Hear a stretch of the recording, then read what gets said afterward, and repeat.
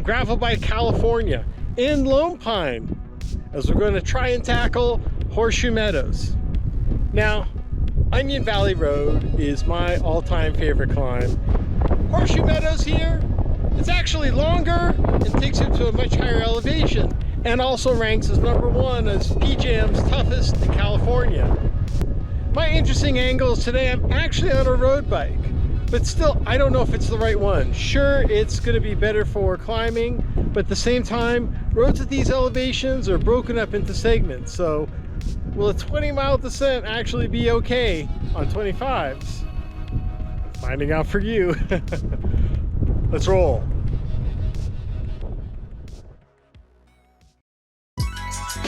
No region has played a larger role in sparking my imagination for adventure than the Eastern Sierra. Awed by the photography from the Radavis, broadening my expectations. Horseshoe Meadows is part of an Owens Valley mega triumvirate, with Whitney Portal being the tamest, while Onion Valley Road ranks as one of the most epic in the world.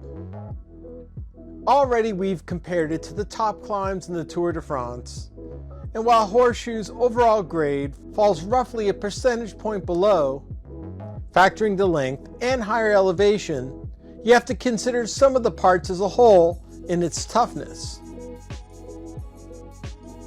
There are a few options to reach Horseshoe Meadows, but none of them easy. Tuttle Creek is the most similar, also starting out of Lone Pine, but only saving you a half mile.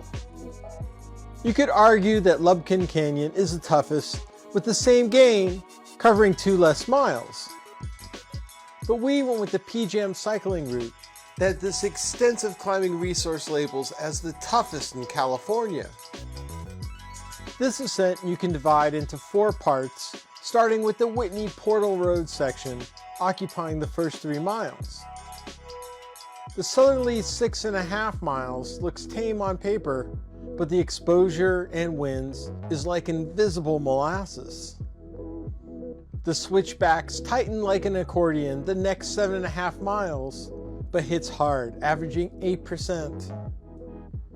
Even with a 3/4 mile descent, the final 5 miles averages 5%, though the tougher culprit is the altitude.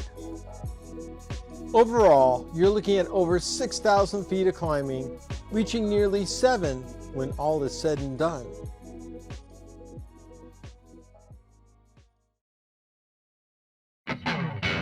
If you're driving into Lone Pine midsummer, odds are it'll be too hot to start a climb when you get there.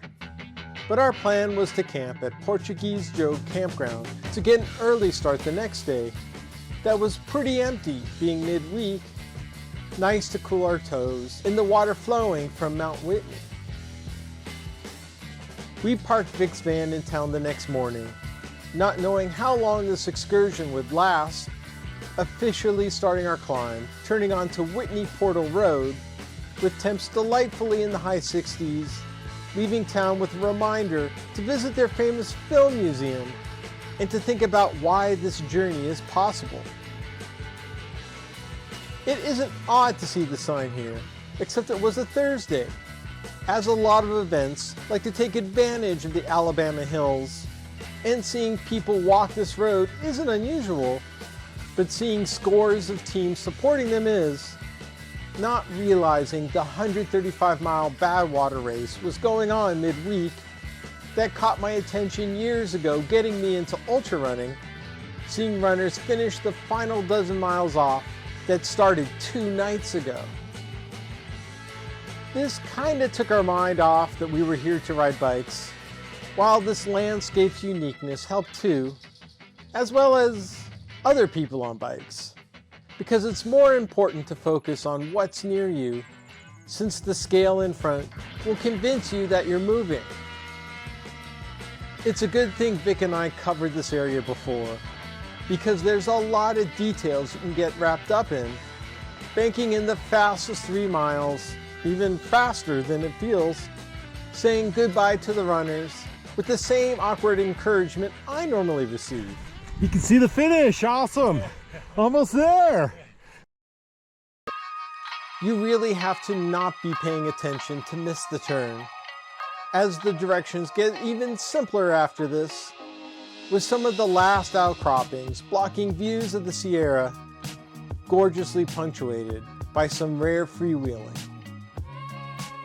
It was slightly windy, but still low stress, as Tuttle Creek Campground would have been a closer camping alternative, although the feel is it would have been colder, though hard to ask with so few others around, passing by the intersection that could have been a shortcut, more focused on the atmosphere ahead. So this visual just looks too unreal. I mean, it looks unreal. You don't have any other climb in California that's this epic and this exposed. I mean, are we doing the Tour de France? We are. While technically it was lonely out there, all dispute that we were actually feeling that way, with the occasional cyclist coming down, giving confidence this climb is plausible. You know, the first third of this is the exact opposite of Onion Valley. Over there, you're preoccupied in trying to find where the climb is. Here, you see it. You just don't feel like you're getting any closer. Passing Lubkin Canyon was our last out, as the pitch gradually increased, getting closer to the mountains, coming across our only habitation on Horseshoe Meadows Road, being a significant one in De La Cour Ranch, dating back to the late 1800s, that was a pack stop along the 19th century Hockett Trail. And while the state proposed extending Highway 190 through the Sierra a century ago, when construction on Horseshoe Meadows Road passed the ranch beginning in 1964, the usage pattern for horses changed after its completion 3 years later, questioning how this more modern version would treat us. Starting the switchbacks levels up the ride in so many ways, though this moniker isn't as apparent from the start, with almost 2.5 miles to the first hairpin. Instead, you start focusing on the elevation, now looking down on Owens Valley, which is better than looking how much is ahead, because from afar, you can't comprehend the scale, as the middle ground is looking closely at descenders, checking if layering is near the top, which we didn't bring. Your perception works differently up here, already well above 6,000 feet, as our first turn towards the southbound elegantly sweeps around, where the accordion effect takes a while to catch on to, with the 5 switchbacks approaching closer than the previous ones until heading into the Sierra. It was after the turn, leaving us 10 miles to go, that the experience I've been wishing for the last 10 years would start to unfold. Revealing this beauty, I'm proud to have it on video because there are no words.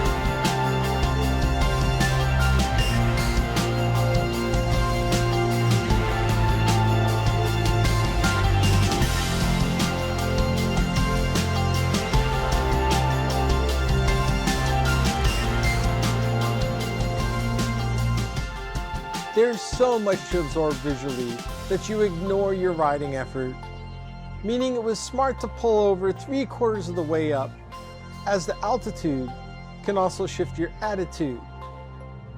It's not overexerting yourself you have to worry about. It's regular exerting yourself, because that actually feels like overexerting yourself. Trust me, it makes sense up here. At least there were clues that this ride wasn't endless, though the struggle certainly did, feeling like I was saying goodbye to the valley behind, to focus on the final push ahead.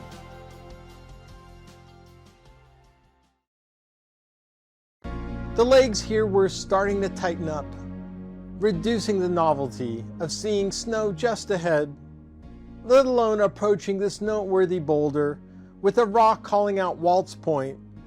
That's a hang glider launching point where maybe you can reach Nevada? While this trail leading to Cottonwood Lakes by our end is known for being rugged, we were starting to have problems of our own.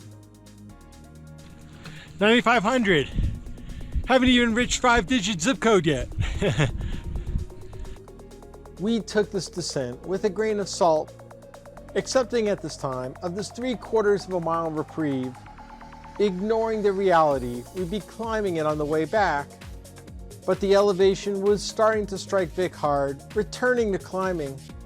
As the year before, we biked no problem to Rock Creek. That's California's highest paved road, a couple hundred feet above Horseshoe Meadows, showing that handling altitude is always a roll of the dice. While I'd like to say one of our millions of fans spotted us, in reality this gentleman passed us on the drive up and wanted to join as our possibilities for company increased, beginning our final mile.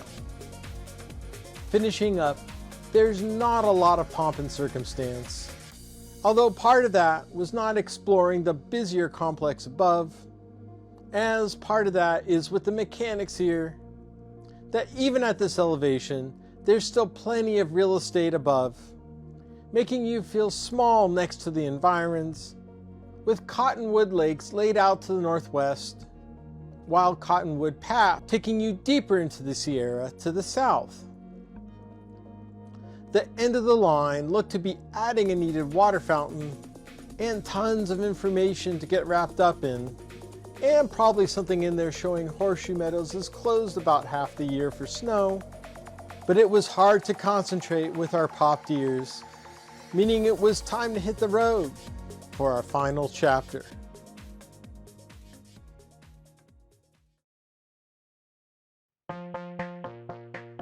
"20 miles back seemed like a lot, tempering our speed at the beginning, knowing that we'd have some climbing built in, with our spirits higher on this last uphill effort. There was a bit of worry starting the greater part of the descent, covering more distance from this point than Onion Valley, though also laden with expansion joints, but the only thing to aid the bumps on 25mm was what my arms could provide, knowing that feeling would be temporary, but that these views would live forever.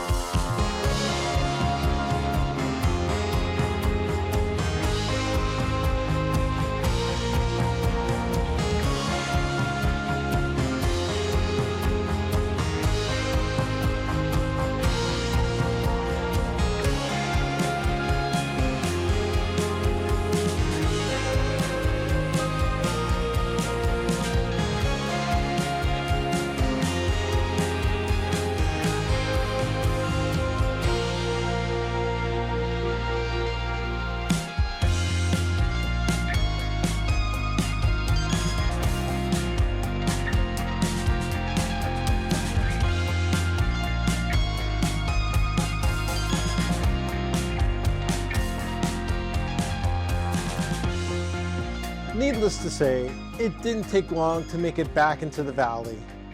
Glad there was no headwind that would have negated the slight decline. But while we skipped turning off onto Lubkin Canyon, GBC's suggestion is to plot a different course on the return, cutting through Tuttle Creek Road back into Lone Pine. Not because it saves a half mile, but can you build a better roller coaster visually and gravitationally than this?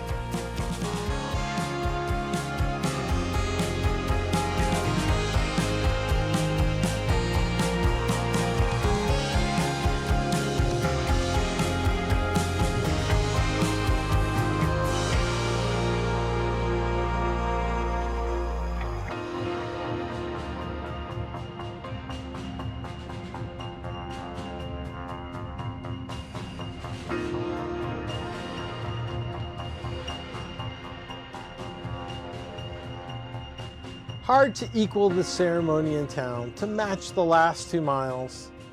Although hopefully it's being safe for the runners out there still doing bad water. And no doubt this is thumbs up as one of the most epic experiences you can have cycling in California. I don't know how to properly compare Onion Valley to Horseshoe Meadows. They punch you in different ways, but also it's just so unique from any other climb in the state.